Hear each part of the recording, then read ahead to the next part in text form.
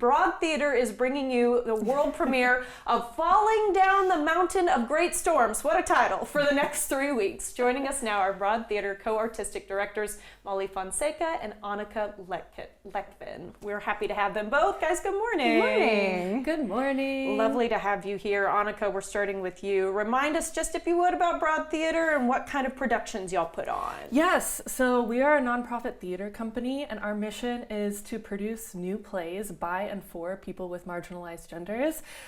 So gender diversity and gender equity is a big part of our mission, along with the new play aspect as well. Mm-hmm. So how do you go on the hunt for new pieces to promote? That would be kind of, I think, an overwhelming task. Yeah, well, I am a playwright, and so because of that, I read a lot of new plays and also am in the new play community, and so a lot of it is, reading a lot, building community, talking to people, and I would say that is the main way that we do that. And going for a master's degree in it in just a few weeks. Yes, so my congratulations. MFA. Yes, thank you.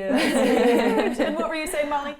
They have to be related to Texas in some way. Okay. So we do focus on Central Texas and Texas overall. So that does kind of help narrow it down just a little bit. I was going to say overwhelmed for choice, I would say, in some respects. Very lucky to have all those choices. Okay, so this brand new show, Falling Down the Mountain of Great Storms, has its world premiere right here in Austin. Let's talk about your choice of this production. Yeah, well, I am also wearing multiple hats because I'm also directing the piece. Oh, wow. So it's a really imaginative world that we find ourselves in, which is something we were really drawn to. It's a bigger challenge for us as a theater company. As we've grown, we have a company working on this production of over 20 artists, 20 local artists and people that we've hired to bring this story to life. So that's really important to us. And then it's got these more than human characters. There's a hedgehog human hybrid, and there's a fox human hybrid, and there's real herons flying around. So those choices were,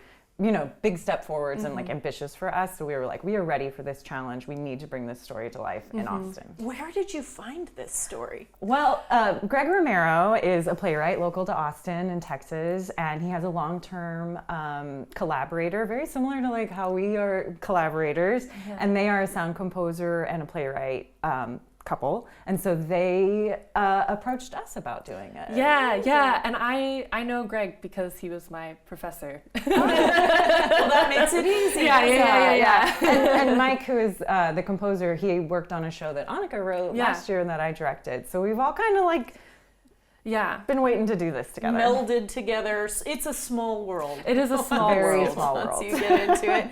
Okay, and Annika, I'd like to hear a little bit from you about the production as well. Very imaginative, it sounds like. Yes, it's really imaginative. I would say the core, though, is about Audra, a young Cajun woman, fighting to overcome trauma that she's experienced in her life, while also trying to rebuild a relationship with her mother that has been tainted, I would say, over the years, and also exploring a new potential love interest that she might have.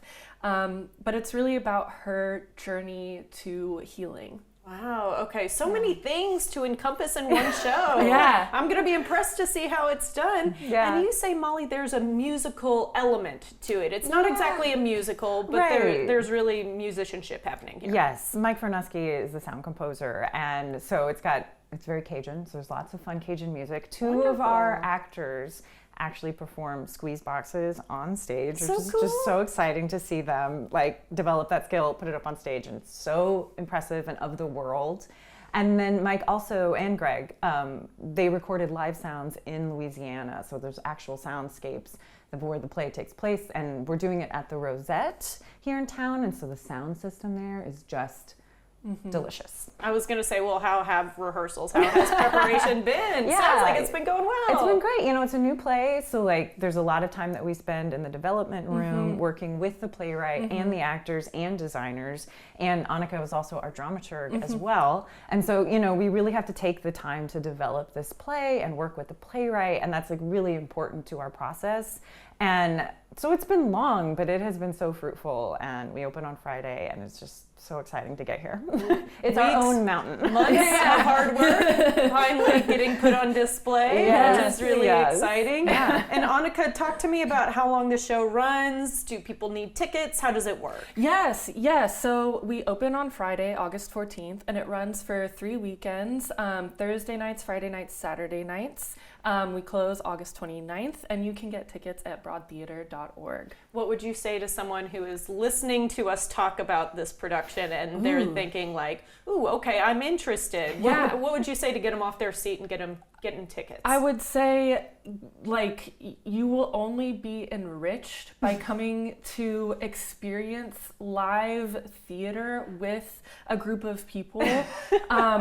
It really is a beautiful sense of community, and by the end of the play, I know that you will be moved. Oh. And you get a little take-home gift. Oh, and a little something to go home Yes, with. you do get a little take-home gift. So something in your brain to take home and something physical to take home as well. Sounds like fun to me. Break a leg, y'all. Thank you so Thank much. you. We appreciate it. For more information on this show and how to get your tickets, visit broadtheater.org.